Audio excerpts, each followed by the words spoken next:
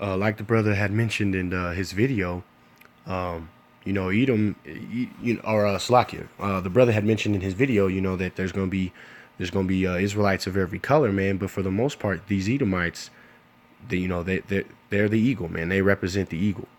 Uh, as the article just told you, man, that these Edomites have always used it. So America took that idea from Rome. They've run with it ever since. If you look at the emblems, like he was describing, they're essentially the same. So let me go down to Jeremiah 49 and 16, where it reads, the thy terribleness hath deceived thee, and the pride of thine heart, O thou that dwellest in the cleft of the rock. All right, and that's Esau, man. You came out of Mount Chetham, your homeland, and you build your buildings and build your lands the same way that you did in Rome, man. You know, uh, Salakia, that holdest the height of the hill. All right, thou that shouldest make thy nest as high as the eagle, I will bring thee down from thence, saith the Lord. All right, and this is a promise from Yahweh, man. And he took down Rome. All right, and America and the essentially the Atlantic slave trade, man. That was revenge for Rome, man. All right. Uh, Behold, Salakia, I'm now going to jump to the Jeremiah 49:22.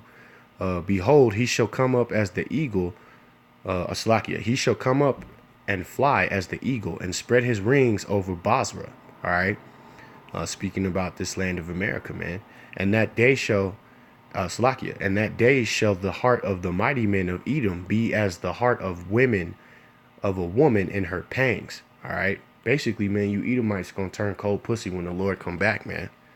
When he comes back and he shows you who he is and who his people are, you Edomites who know, we already know you scared. But you run of the mill Edomites, man, you proud Edomites, the ones who are proud of your eagle, you're proud that you have done these things to in the world and to the world.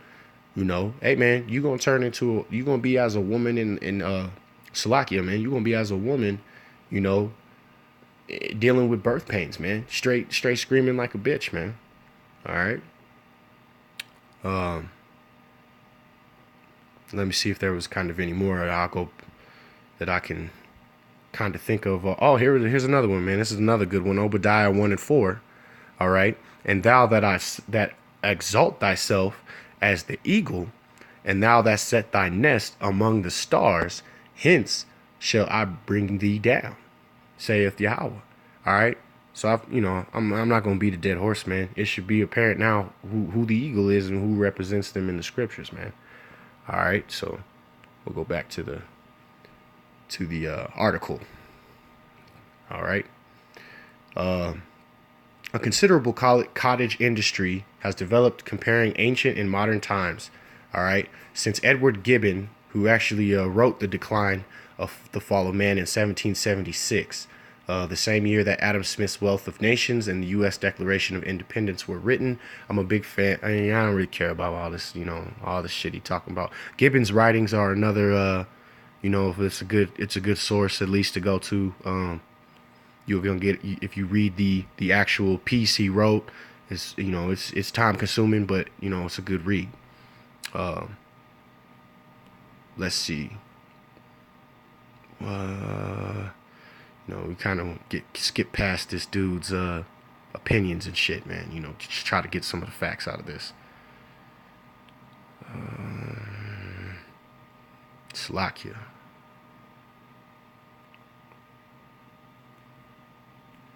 All right.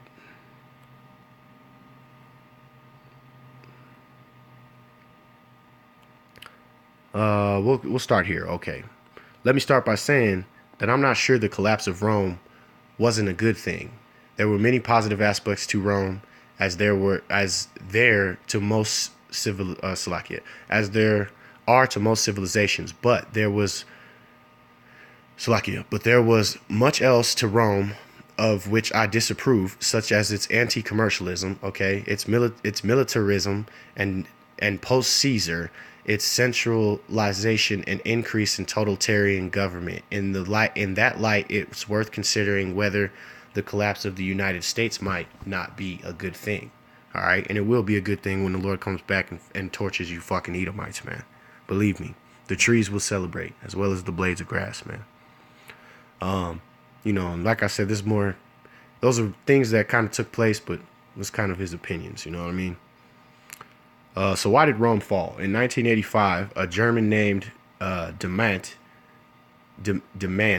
assembled 210 reasons. I find some of them silly, like racial degeneration, which that was happening in Rome. He finds it silly, but it was happening, man. See, people see Rome and you think that it was just all Edomites, man. The way you Edomites see history is jaded. You think that you were around and doing things in the ancient world that you just simply weren't doing. Okay, you were not the Egyptians, you were not the Greeks, you were not the Israelites, you were the Roman Empire, man.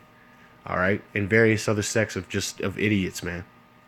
All right, your nation, you come out of the line of Alexander, man. You're the scum, man. You're the scum of the earth. You come from the line of Esau, man. Which Alexander's line goes all the way back to Esau, man. So you Edomites, you know, you're gonna have to deal with this, man. All right. Racial degeneration. All right. So they had, you know, you had a lot of actually people mixing it, because the Roman society, if you've ever watched the show, Spartacus, man, it's an accurate depiction, man. Them Romans were fucking savages, man. And they had, you know, the other nations really living among them. Rome was no different than New York City or you know, the United States, for that matter. You got people from all walks of life living here, you know, amongst these Edomites, living under their rule, you know, of course, with them on the top. And you can get what you get, but you ain't never going to be them. You know, that's the way that the United States is run too, man. One of the other reasons was homosexuality, man. And homosexuality is run rampant through you Edomites nations since, you know, the beginning, man. You bunch of homosexuals, man. Child molesters, you got major issues, man. You know, and the women too, because the women are no different. You know, they partook in this madness too.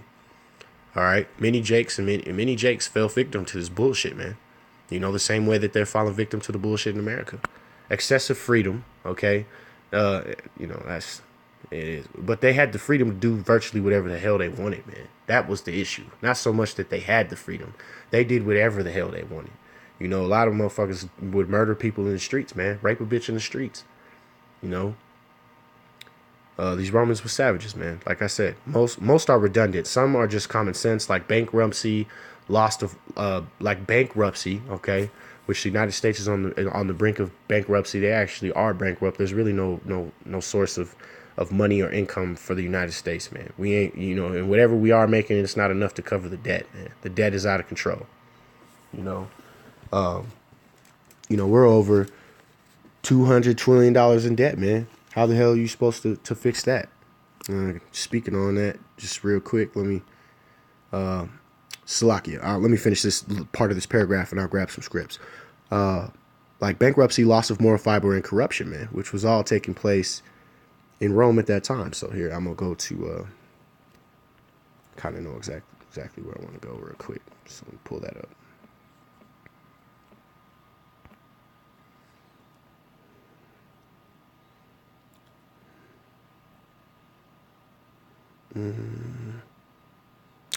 Here it goes.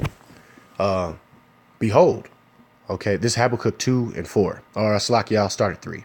All right. I started 2. Habakkuk 2 and 2. Okay. And it reads, "And Yahweh answered me and said, Write the vision and make it plain upon the tables, that he may run that readeth it. For the vision is yet for an appointed time, but at the end it shall speak and not lie. Though it tarry, wait for it, because it will surely come. It will not tarry."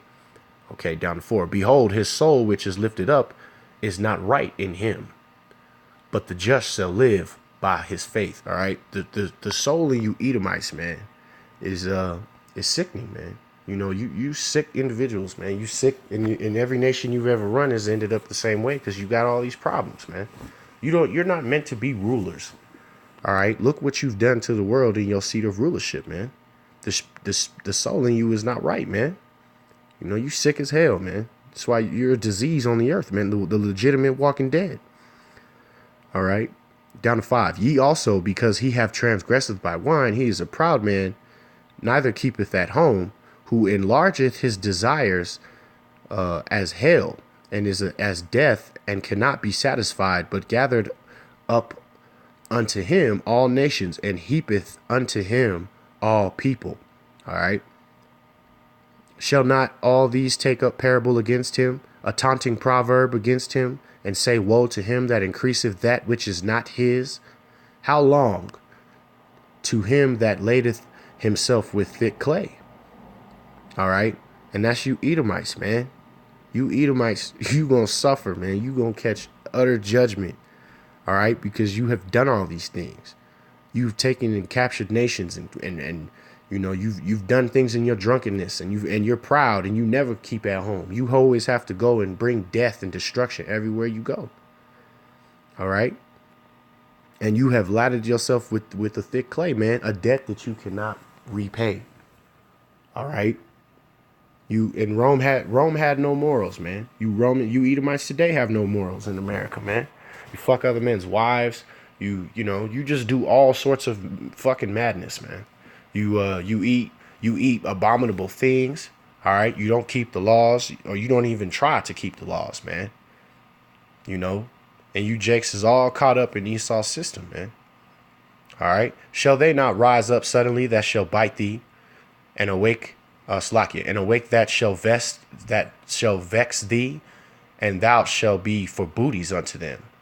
All right, straight up bounties, man. You know, you're gonna be treasure unto us, man.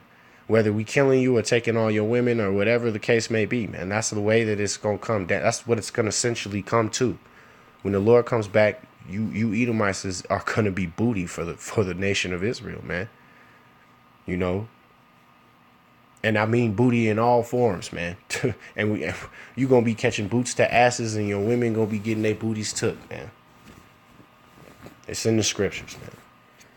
Because thou hast spoiled many nations, all the remnant of people shall spoil thee, because of men's blood, and for the vengeance of the land of the city, of all that dwelt therein. Woe to him that coveteth an evil covetousness to his house, that he may be set his nest on high, and that he may be delivered from the power of evil, man. Thou hast consulted shame to thy house by cutting off many people, and hath sinned against thy soul, man. You Edomites, it's over, man. It's over. All right. For the stone shall cry out of the wall, and the beam out of the timber shall answer it. All right. Who to him that buildeth the town with woe to him that buildeth the town with blood, and established a city by iniquity. All right. And it's over, man. You know what I'm saying? It's over for you Edomites. The Lord has already written it, man. This is what happens at the end of America. It's your last run. It's you Edomites' last run. Okay? And you should be scared. If you're not scared, you should be. You know, real talk. You know, shit, we scared. We we just can't wait for you to go down. You know, and if that means what is the old Gadite brother who says it is a better thing to see the fall of your enemy, man, than to die, or something along those lines, man. But I love that quote. Cause hey, man, all we want is for you to go down, man. The Lord to come back and give the kingdom back to our people, man. Behold, it is not of the Lord of Yahweh, it is not of Yahweh of hosts that the people shall labor in the very fire. The people shall weary themselves for very vanity. You know what? That's good on that. We'll go back to the article and bang a couple more of these out before we stop it here. So, here we go. We'll go to Gibbons. This is now the list that Edward Gibbons put together in 17. This is some of the things that he had to say. Okay. About Rome, paralleling to the fall of the United States, as well as the way Rome fell. Okay. He summarizes his 6 fat volumes in single sentence.